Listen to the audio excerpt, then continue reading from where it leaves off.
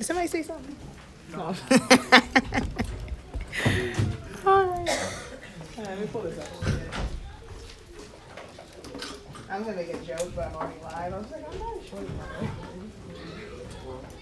Say the joke. We don't go over. Somebody will be like, see, women. Okay. I said I wasn't going to have another quote unquote sad word, but I do. I lied. I'm sorry. But it's not sad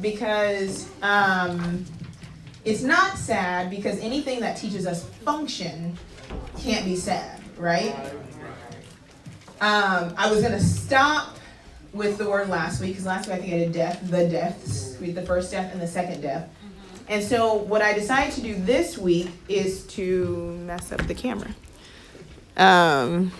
Here we go. What I decided to do is, instead of telling you what death was, right? Now this week we're going to deal with how do we as a culture of people process it. Okay? Because you have to, it goes together. It's necessary, right? So this week, the word is mourn, okay? The word mourn. And I'm going to give you the word in Hebrew. I'm going to give you some verses. I'm going to give you a time frame. And then I'm going to give you the blessing in mourning, right? Because those two things just don't seem to go together, right? Okay, so there's two words I'm going to look at, because in English, Hebraically, in English, Hebrew words, one English word can cover up multiple Hebrew words. That's a better way to say it. So you could have the word like law, right? And sometimes it could be the word yarah, which means to throw or cast in a direction. It can be the word Torah, which is another root word that is like the word for, like the law. It could be the word judgment, teaching one how to judge, shafet. Could be the word behind the word law. But everybody hates all of the law, so they don't even know what parts they're actually picking out. Mourn is like one of those things where you see mourn straight across the board, but it's actually a couple of Hebrew words that are covering up that word. The two words are this: Abel, or Avel, right? And then the word Safad. So Samek, Pei, Dalet. So these are your two words. I'm going to do something a little bit different today, where I'm probably not going to go through all of these, because I think at this point in our group, and even the people online, you can go through and break these letters down. So I'm going to give you the general, and then it'll be your homework to go back and really dig deep into that specific word. So I don't take up a bunch of your time. Okay, so the word safad, this one right here, is the word mourn, lament, and wail. Okay, mourn, lament, wail. The second one, or the first one on here, abel, is the word for the flowing, to flow, to stir up or trouble, and then tribute. Okay, kind of already see how these go together. Abel, safad. All right, just to give you a reference point, you can look at Genesis 27:41. That's when Esau says, I'm going to kill my brother after the days of mourning are over. Right?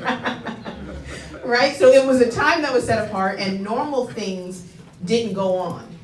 You see it a lot in Arabic cultures, like when it's like terrible for you to bomb or fight or do something during a procession of a funeral. So you know all the family's going to be there and gather. I think it actually happened around the time of Osama bin Laden. One time they did see him when they were looking for him, but it was during a funeral. And there's like this unspoken thing that like you don't kill a person at a funeral. You wait till it's over, because you allow them that time of that process.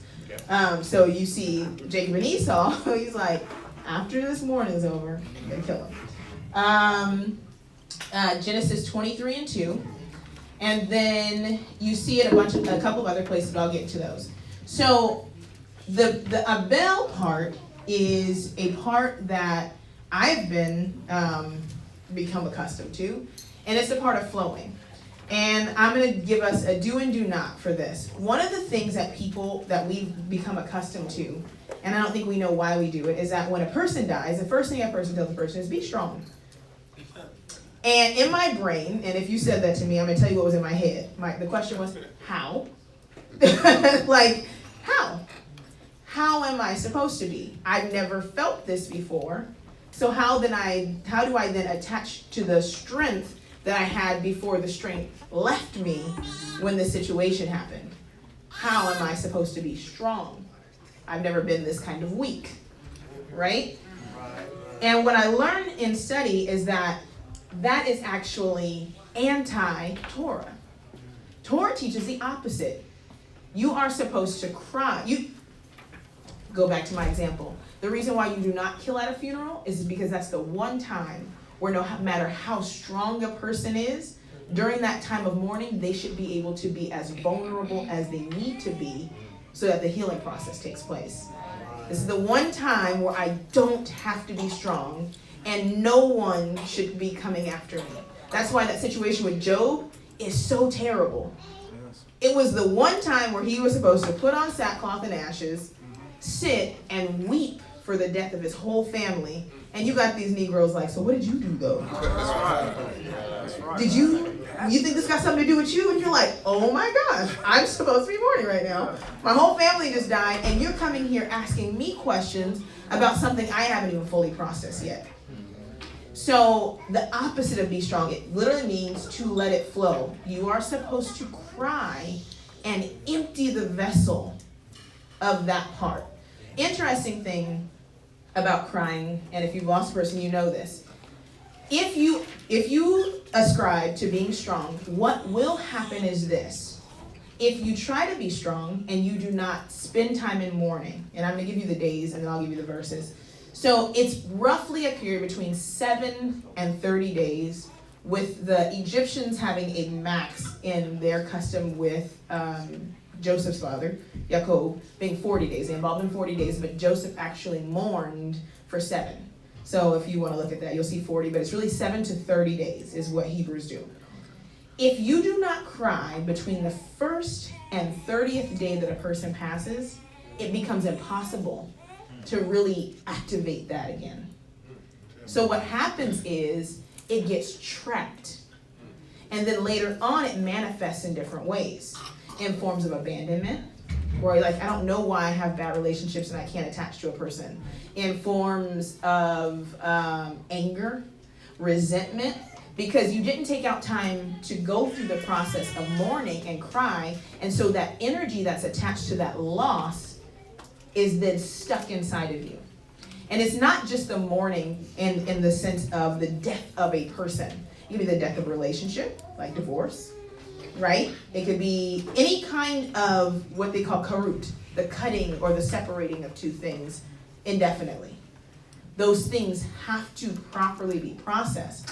As a people, as a Hebrew people, we have not been allowed to properly process and mourn since we got on those slave ships. Probably even before then, since we were being pursued by the Arabs in the transcontinental slave trade. We've had to suppress that, and what has shown up generation after generation are the after effects of not processing things. Where mothers have lost children, they gotta just tough it out. I gotta be here for these other children because I don't have anybody else, and I gotta just do it. Fathers who have lost family and children have to just tough it out. Who's gonna go to work? Who's gonna do this? How are we gonna survive if I fall apart, right? And so you haven't had time to process it, and then what happens in the long end is that 20, 30 years down the line, you're trying to figure out what's going on, and it takes you years to get to the root cause. It could have been something as simple as, when I was 7, my auntie died. And everybody kept telling me, just be strong. Boy, don't cry. Boy, don't cry. Girl, don't cry. Or later on, my mom died, and I just kept going. I went right back to work, and I went right back to going. And I never actually just thought about the fact that, dang, my mom just died, or my cousin just died, or my sister just died. And we just go right back into our regular everyday routine, and then the stuff comes later on in life and hits you like a ton of bricks. And somebody like your cat could die, and all of a sudden you can't stop crying. Yeah. Like, seriously, it could be a trigger. And all of a sudden now you're crying, and now everything makes you cry, and you don't know what it is. So then you feel crazy, so then you suppress that, and you suppress that, and then you can't really be naturally in touch with your emotions. Can't really love like you're supposed to love. Can't really be sad like you're supposed to be sad. That's not Hebraic. Hebrew is to be balanced all the way across the board. When something is sad, you cry. Yahushua cried. He is resurrection. And when he saw Lazarus, when he saw everybody else, he felt it. And he wept. So all of a sudden, you stronger than he is? Oh, you supposed to be tough. That's not tough. So, he was weak. He had a moment of weakness? No, it said he saw that and it touched him and he wept. Okay, so you see that. Okay, so healing is not an overnight process. It's daily. Every day you're faced with new things. Every day. And what we typically try to do as people is we bandage our healing. We smother it out in different ways, whatever the case may be, to keep it off our mind. I was talking to and this is very intimate, but I'm going to share it. I was talking to my niece and nephews yesterday, and I talked to them, and I was like, talking to the two younger ones. I said, do you miss your mommy? They said, no. And I was like, why would you say that? Yeah, you do. And I said, well, I miss her. I think about her every day. I flip through pictures on my phone every day, and I think about her. And so they looked at me, and they were looking to see if I was going to cry, right? And I was like, and they said, well, yeah, but I try not to think about her. I said, why? Well, because I don't want to be sad. Being sad is okay. That's your mom. She loved you. Like, and I told myself, if you don't think about her, you'll forget her. And their eyes went like this. So if you don't think about a person, if you don't remember things, you'll forget her. So I'll share with you another thing the Most High revealed to me. The reason why you have to mourn in that first through 30 days is because pain has an interesting way of unlocking the subconscious part of your mind. And so the things that you take for granted when you see a person every day, like how they walk, how they smell, how they brush their teeth, how they laugh, all these things are stored in a part of your brain that you don't really access because you're around the person every day. If you do not mourn, then you don't allow the pain to unlock those subconscious memories that you don't have access to outside of pain. What pain does is it unlocks those memories and it brings them to the forefront of your mind, and in that 30 days, those things become those memories that you can recall. If you don't, they're lost forever. That's why if you talk to people who have lost people, what they say is, I forgot what their face looked like. I forgot how they smelled. I forgot how they used to do this. And then other people will have to remind them if they can't call on it for themselves. That is the worst part of death. So I shared with a person, they kept asking me like, people say, they're in a better place and you'll see them again. And I'm like, I won't care once I'm dead. I care now. I have to deal with this now. Once I'm dead, whether I see them again or not, it's not going to matter to me. Because if they did not make it into the kingdom, guess what? I'm not even going to remember it. That's right. So I have to be able to process and deal with death and mourning on this side. It doesn't matter to me on the other side. It's something that's very present and very right now. And if we don't deal with it properly, then it makes us ineffective as we minister to other people because it makes us hard and callous. And we don't feel. One of the things that the Messiah was able to do was in everything and all the disgusting destruction and him being perfect, he was able to properly prescribe emotion to every situation. He never overreacted. He's like, the girl's dead. Yeah, I'll be there in a second. And he knew in every moment how to be present in that moment because he didn't fear how it was going to make him feel. But we don't even get into certain situations or even comfort certain people because we don't want to reactivate how that's going to make us feel. Right? Okay, so the verses for mourning, Deuteronomy 34:8 was the mourning for Moshe. It was 30 days. We have Genesis 23:2 talks about mourning. Genesis 27:41. And a good way to look at all of the instances of mourning all throughout Scripture is in the Old Testament for sure, is if you pull up Bible Hub, right? And you click on either one of these words and you can type them in, it'll pull up every time that word is used. Right. And then it'll give you the Bible verse attached to it and you can see the mourning process for literally every person that was mourned for in Scripture. Okay, So the beautiful part of this, because there's always sad, but there's good. Psalm 50 and 10. Because you don't cry forever. Right? Psalm 50 and 10. And read the whole thing. I think Maury is actually going to talk about this. If you're watching now, when I'm done, click over there. It's going to deal with this idea of the beauty of this all and the idea of dedication. Okay? So Psalm 50 and 10 says, is it Psalm 50? Psalm 51? 30. I can't even read my own handwriting. That's terrible. I'm like, it looked like a 5. Psalm 30. He's got to be in Psalm 30, not Psalm 50. Psalm 30 and 10 says, Hear, O Yahuwah, and have mercy upon me, Yahuwah, be thou my helper. Psalm 30 and 11. Thou hast turned for me my mourning into dancing, and thou hast put off my sackcloth and girded me with gladness. So there is supposed to be, so Psalm 30, 10, and 11. There's supposed to be a transition then from mourning to dancing and gladness. But a lot of us get stuck in the mourning and never get to experience the dancing and gladness because we stop the process.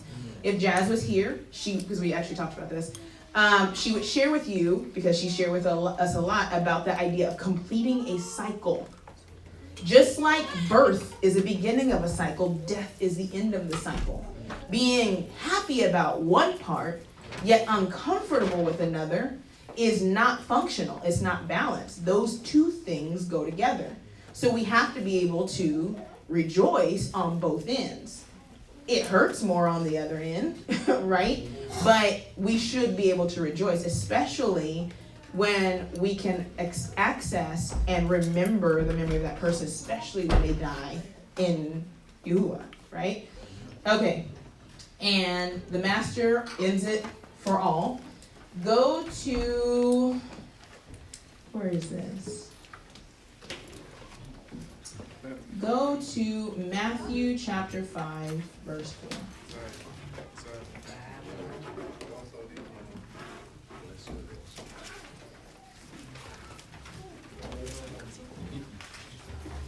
Matthew chapter 5. And if you don't know this is affectionately termed the Beatitudes. But it's actually functional Torah. That's right. It says, Blessed are they that mourn, for they shall be comforted. If you don't mourn, you can't be comforted. What I've noticed is I will start off crying. I had tears and tea on Thursday. I will start off crying, and by the end of my crying, because all the memories that I remember while I'm crying, because you're crying because of the memories, I'll be laughing. Because I'm like, what started off as being something sad to remember becomes funny. You remember something the person said, you remember something the person did, you remember stuff you share with the person. So if you don't mourn, then you never get to the point of being able to be joyful or comforted by the memory of that person.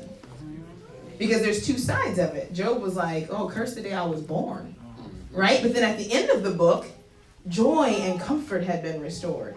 So had I not been born, I wouldn't have gone through any of this, and I wouldn't have seen the salvation of Yah. I wouldn't have seen the comfort of Yah. Right? So we say, oh, you don't know how good something is until you experience the bad. You don't really cherish relationships. You don't really attach to people normally if you don't mourn. Because if you don't mourn, then you put people at a distance because you don't want to feel that pain. But then when you really get to invest and know a person, although it's hard to lose them, because I experienced that. I wasn't born with Amelia in my life. But part of you, when a person passes, you go, had I just never met her, because then I wouldn't feel like this. But then you think of all those memories and all those things you got to experience with a person that wasn't actually born in your household, and not thinking that that person would never be there. But had I been around her and been like, okay, she's older than me, I'm not going to attach to this person because eventually this person's going to pass. I wouldn't have been able to be close to her like I was. And then that would have been something I missed out of because I was afraid to invest in a relationship. But because there was no break in relationship there. I got to experience all of that, and that I have treasures in my heart from fully investing, even though the end goal was this person may not be in my life. Okay? So, blessed are they who mourn, because you have somebody to mourn. You have a relationship you had a relationship with somebody. And in the end, it adds to you and it grows you and it makes you go deeper into the relationships that you have with the people, and you cherish every day with those people. Okay, so mourning is beautiful, and it's something that we have to begin to do. And sadly enough, with the way that the times are going, it's going to be a whole lot more of that. It's going to be a whole lot more. The old people say, just keep living, right? All right? Shalom, shalom. Shalom.